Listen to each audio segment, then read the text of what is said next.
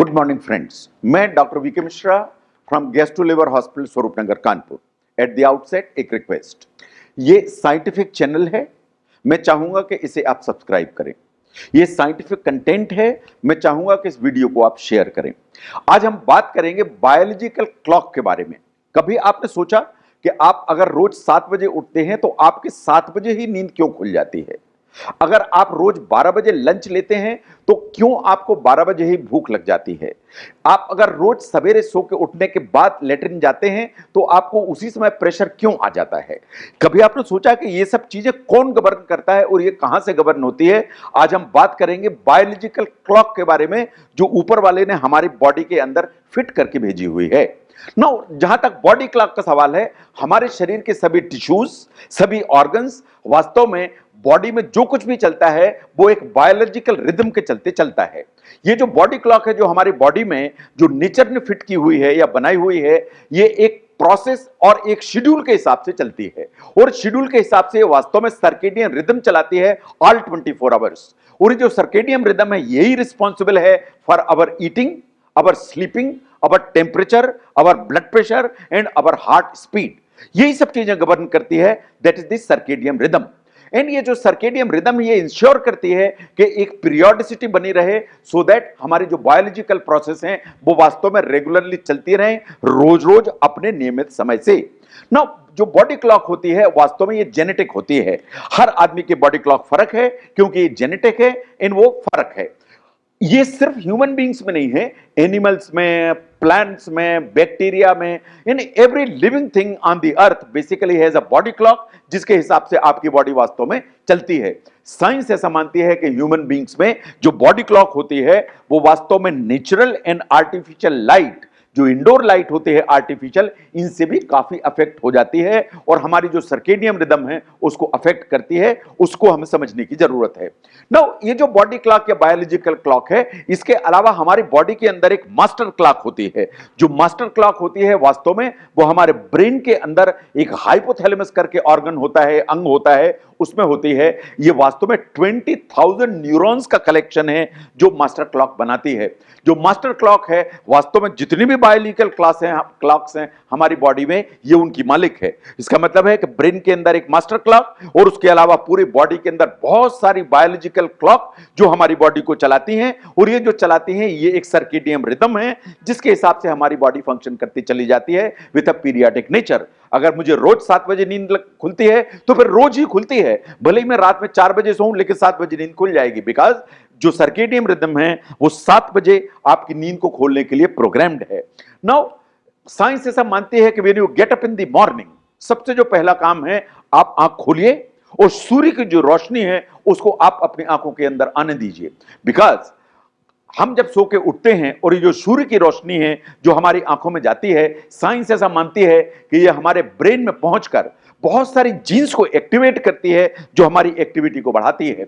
Now जो light का जो एक्सपोजर है वास्तव में जब हमारी आंखों में पहुंचता है तो मेलेटोनिन का जो प्रोडक्शन है या मेलेटोनिन का जो एक फॉर्मेशन है उसको रिड्यूस करके कम कर देता है। आपको समझने की जरूरत है कि मेलेटोनिन ही वो हार्मोन है जो वास्तव में नींद लेकर आता है। तो अगर मेलेटोनिन ज्यादा होगा बॉडी में तो आपको सुस्ती रहेगी, नींद आएगी। अगर मेलेटोनिन कम होगा तो आप अलर्ट होंगे, प्रोडक्टिव होंगे, कंसंट्रेशन बेटर होगा। तो आप सो के उठें, जैसे ही सूर्य की रोशनी आपके ब्रेन में जाती है, over a period of time melatonin कम बनने लगता है and you become alert and you become absolutely active. Now जहां तक मेलेटोनिन का सवाल है, वास्तव में जैसे जैसे दिन ढलता चला जाता है, सूर्य की रोशनी कम होती चली जाती है, इवनिंग होती है एंड डार्कनेस आती है, तो वास्तव में ब्रेन के यहां से जो मेलेटोनिन है उसका जो प्रोडक्शन है वो धीरे धीरे बढ़ने लगता है। और जब मेलेटोनिन ऊपर की तरफ जाता है तो हमें वास्तव में नींद आने लगती है। That is basically the biological process कि रोशनी कम होने से, अंधेरा होने से मेलेटोनिन बढ़ेगा और मेलेटोनिन बढ़ेगा तो हमें वास्तव में नींद आने लगेगी एंड मेलेटोनिन ही हमारी जो नींद है उसको ठीक लेके चलता है। साइंटिफिकली अगर इंडोर लाइट्स ज्यादा है, अगर आप लैपटॉप यूज कर रहे हैं, आप टैबलेट्स यूज कर रहे हैं, स्मार्टफोन यूज कर रहे हैं, ये जो आर्टिफिशियल लाइट है ये वास्तव में आपके आई से होकर आपके ब्रेन को जाती है और मेलेटोनिन का जो एक प्रोडक्शन है उसको इंटरफियर करती है। अगर इंटरफियर करती है तो लेट नाइट्स अगर आप इन सब जो चीजों को यूज करते हैं, तो आपकी जो स्लीप है वो अफेक्टेड होगी। नाउ इस डिफरेंस को समझने की जरूरत है। There are certain people who are known as night owls, there are certain people who are known as morning lark. What is that? Actually जो वैसे तो जो 90% पॉपुलेशन है वो एक फिक्स शेड्यूल से चलती है, एक टिपिकल शेड्यूल से चलती है जैसा नेचर ने बनाया हुआ है। But there are certain people जो इस शेड्यूल के बाहर होते हैं। बाहर होते इन द सेंस कि there are certain people who are known as morning larks. जो मॉर्निंग लार्क्स हैं उनकी बॉडी क्लॉक कुछ ऐसी प्रोग्राम्ड होती है कि उनकी नींद जल्दी खुल जाएगी। पता लगा कि नींद उनकी 4 बजे सवेरे खुल गई। वो मॉर्निंग टाइम में बहुत ब्राइट एंड बहुत अलर्ट होंगे, वो बहुत रेडी होंगे फॉर टैकल द डे। तो morning time, early morning 5 o'clock, 4 o'clock, 6 o'clock, they will be most alert, most active and ready to do anything. मैं ऐसा समझता हूं कि एक फिल्म स्टार एक्टर हैं जो जिनका नाम है अक्षय कुमार, शायद वो मॉर्निंग लार्क की कैटेगरी में आते हैं। Now there are certain people who are known as night owls. ये are basically दिन में मॉर्निंग के टाइम में ये स्लो होते हैं, जैसे जैसे दिन आगे बढ़ता है ये एक्टिव होते चले जाते हैं। By the evening they become potentially very active. And ये जो है ये इवनिंग टाइम में सबसे ज्यादा अलर्ट एंड प्रोडक्टिव होते हैं। They are the people who are known as night owls. Now science इनके बारे में क्या कहती है? साइंस कहती है कि ये दोनों जो वैरायटी के लोग हैं वास्तव में ये जेनेटिक डिफरेंस के चलते हैं। ये there is a genetic differentiation जो डिसाइड करता है कि आप मॉर्निंग लार्क होंगे या आप वास्तव में नाइट आउल होंगे। नाउ एक्सपर्ट का ऐसा मानना है कि इट इज इमटेरियल कि जेनेटिकली आप नाइट आउल हैं या मॉर्निंग लार्क हैं। वास्तव में आप जैसे भी हैं आपको अपने आप को रिस्पेक्ट करने की जरूरत है। आपका शेड्यूल को आपको वैसे ही फिक्स करने की जरूरत है सो दैट आप जेनेटिक एक्सप्रेशन के हिसाब से अपना टाइम, अपना जो एक फ्रेम है बायोलॉजिकल, उसको बेस्ट यूटिलाइज कर पाएं। तो उसके अगेंस्ट में जाने की जरूरत नहीं है कि अगर आप नाइट आउल हैं तो मैंने तो नियम बना लिया कि अब मैं तो 6 बजे सवेरे उठूंगा। इफ दैट इज सो तो you are not doing justice to your body. आपको वास्तव में आपकी जो एक प्रोग्राम्ड जेनेटिक जो बायोलॉजिकल क्लॉक है उसको ओबे करने की जरूरत है। नाउ जहां तक बॉडी क्लॉक का सवाल है, ये क्वेश्चन उठता है क्या उम्र के साथ इसमें कोई फर्क पड़ता है? जरूर पड़ता है। It certainly it makes difference. आप देखें कि जो न्यूबॉर्न है, जो अभी पैदा हुआ बच्चा है, उसको प्रोग्राम्ड बॉडी क्लॉक है कि वो 16 से 20 घंटे सोता है, नंबर 1। अगर जो उसकी एज 1 to 4 ईयर्स है तो बॉडी क्लॉक उसको 11 से 12 घंटे नींद देती है। अगर उसकी एज टीनेजर है तो बॉडी क्लॉक उसको 9 to 10 आवर्स स्लीप देती है। और जब आप टिपिकल अडल्ट हो जाते हैं तो आपकी बॉडी क्लॉक आपको 7 to 9 आवर्स स्लीप देती है। इसका मतलब है आपकी नींद न्यूबॉर्न के कंपैरिजन में लगभग 50% हो जाती है। तो एज बढ़ने के साथ बॉडी क्लॉक रीएडजस्ट होती चलती चली जाती है at every point of time. जैसे जैसे हमारी एज बढ़ती है, साइंस ऐसा मानती है कि आफ्टर द एज ऑफ 65 आपकी जो बॉडी क्लॉक है वो फिक्स हो जाती है। आपकी नींद जो है 6 से 7 घंटे रहती है। इसके अलावा आप बहुत सारी स्लीप प्रॉब्लम से सफर भी करने लगते हैं या फेस करने लगते हैं। आपकी बार बार रात में नींद खुलती है, आपकी अर्ली मॉर्निंग जल्दी नींद खुलने लगती है। ये बॉडी क्लॉक में चेंजेस ही होने के कारण है। नाउ बहुत लोगों का ऐसा सोचना है कि आज तो काम कर लूं, कल भी काम कर लूं, वीकेंड पे पूरा नींद को जो है catch up with the sleep. This is slogan कि catch up with the sleep on the weekend. क्या ये बात सही है कि आप जो है ना आज पूरी स्लीप प्रॉपर ना लें एंड बाद में उसको कैचअप कर लें? साइंटिफिकली ये सही नहीं है, ये सही नहीं है। इट इज नॉट पॉसिबल कि आप आज आधी स्लीप लें, कल आधी स्लीप लें एंड फिर वीकेंड में उसको पूरा करें। Scientifically it's not true. Science ऐसा कहती है कि आपको एक रेगुलर शेड्यूल मेंटेन करने की जरूरत है, उससे ही जो है ना आपकी बॉडी ठीक चलेगी। ये कैचअप द स्लीप वाला जो प्रॉब्लम है वो जो फंडा है ये सही नहीं है। नाउ अगर आपको नैप लेना है या बीच में आपको बहुत छोटी सी नींद लेना है तो that you can do, but किसी भी हालत में जो नैप है वो 1 घंटे से ज्यादा नहीं होना चाहिए। आप अगर 1 घंटे से ज्यादा नैप लेंगे तो आपका जो नाइट स्लीपिंग है ये उसके पूरे के पूरे शेड्यूल को डिशेड्यूल कर देगा। तो जहां तक नैपिंग का सवाल है, it has to be less than 1 hour. Now the next problem is jet lag. जो एयर ट्रेवल करते हैं, एयर ट्रेवल फ्रीक्वेंटली ट्रेवल करते हैं उन्होंने देखा होगा कि ये प्रॉब्लम उन्हें बार बार आती है।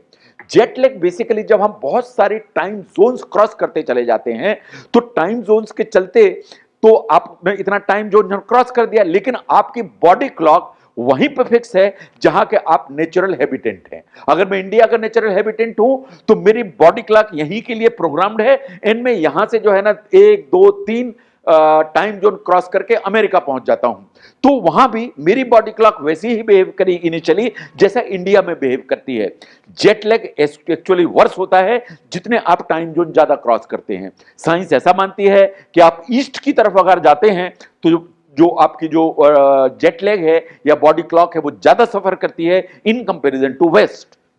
नाउ अगर आपको जेट लैग है तो प्रॉब्लम क्या होगी? आपको डाइजेस्टिव ट्रबल होगी, आपको मेंटल एंड फिजिकल परफॉर्मेंस में प्रॉब्लम होगी, आपको लगातार एक एग्जॉशन महसूस होगा, आपको मूड डिस्टर्बेंसेस होंगे, आपको एंजाइटी, डिप्रेशन, इरिटेबिलिटी तीनों चीजें होंगी, आपको लगातार फटीग रहेगी। And the most problematic issue is कि आपकी स्लीप पूरी की पूरी हेवायर हो जाएगी, आपको नींद नहीं आएगी।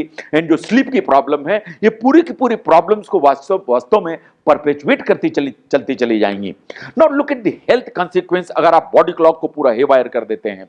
अगर बॉडी क्लॉक आपकी ऑफ हो गई है या हेवायर है तो आपका पूरा का पूरा सिस्टम सफर करता है, आपकी स्लीप अफेक्टेड हो जाती है, आपके प्रॉपर हार्मोन्स जनरेट नहीं होते हैं, आपका डाइजेस्टिव सिस्टम गड़बड़ा जाता है, आपका इम्यून सिस्टम गड़बड़ा जाता है और आपका अटेंशन स्पैन एंड फोकस गड़बड़ाने से अगर आप कोई व्हीकल चला रहे हैं तो there is always a risk है कि आपको एक्सीडेंट प्रोन हो जाएंगे बिकॉज आपकी जो बॉडी क्लॉक है इज नॉट फंक्शनिंग प्रॉपरली। तो अगर हम हेल्थ कॉन्सिक्वेंसेस को देखें of a disturbed body clock और डिस्टर्ब सर्केडियन रिदम, तो ये बहुत सारी जो चीजें हैं, आपको कैंसर का इंसिडेंस बढ़ता है, आपको ओबेसिटी का इंसिडेंस बढ़ता है, आपको हार्ट डिजीजेस का इंसिडेंस बढ़ता है, डायबिटीज ब्लड प्रेशर का इंसिडेंस बढ़ता है, in all psychiatric problems like anxiety, depression, alcohol use, इन सब का इंसिडेंस बढ़ता चला जाता है अगर आपकी body clock is not working properly. तो it's very important that your body clock should work properly for a healthy life. Now having a healthy circadian rhythm, तो जो प्रॉपर चलती है, प्रॉपर नींद आती है, प्रॉपर भूख लगती है, प्रॉपर समय से आपकी नींद खुलती है, आपको इवैक्यूएशन प्रॉपर होता है, अगर आपके हेल्दी सर्केडियन रिदम है जिसके चलते आपकी एंटायर बॉडी चलती है, तो साइंस ऐसा मानती है कि it makes sense to stick to this circadian rhythm so that आपकी जो बॉडी है वो वास्तव में हेल्दी रहे। तो फ्रेंड्स, इस चीज को समझने की जरूरत है कि जो नेचर है, नेचर ने हमारी बॉडी के अंदर एक बायोलॉजिकल क्लॉक फिट करके भेजी हुई है, पूरी की पूरी बॉडी उसी सर्केडियन रिदम से चलती है। इसके ऊपर एक मास्टर क्लॉक है जो पूरी की पूरी बॉडी को क्लॉक्स को गवर्न करती है। जब आप बॉडी क्लॉक्स को गड़बड़ करते हैं, आप इनके साथ खेलते हैं, इनको आप डी एडजस्ट करते हैं, तब आपको तमाम प्रॉब्लम्स खड़ी होती हैं। They may be of the psychological nature, they may be of the psychiatric nature, they may be health problems like diabetes, hypertension, heart disease, and वो आपको mentally जो है पूरा सब गड़बड़ करके आपका शेड्यूल गड़बड़ाती हैं एंड आपको एक्सीडेंट उन सबको प्रोन बनाती हैं। तो इट इज ऑलवेज बेटर कि आपको जो बायोलॉजिकल क्लॉक है उसको रिस्पेक्ट करना चाहिए, उसकी रिदम को रिस्पेक्ट करना चाहिए, आपको अपनी सर्केडियन रिदम को फॉलो करना चाहिए। That speaks of one thing कि आपको समय पे सोना चाहिए, आपको समय पे जागना चाहिए। अगर आप सर्केडियन रिदम को रेगुलरली वॉच करके फॉलो करेंगे तो आई टेल यू फ्रेंड्स कि आप बहुत सारी लाइफस्टाइल प्रॉब्लम्स एंड बहुत सारी डिजीजेस इनसे एब्सोल्युटली बचे रहेंगे and you will live a healthy very blissful life. मैं doctor VK Mishra from gastro liver hospital Swarup Nagar Kanpur. Thank you very much.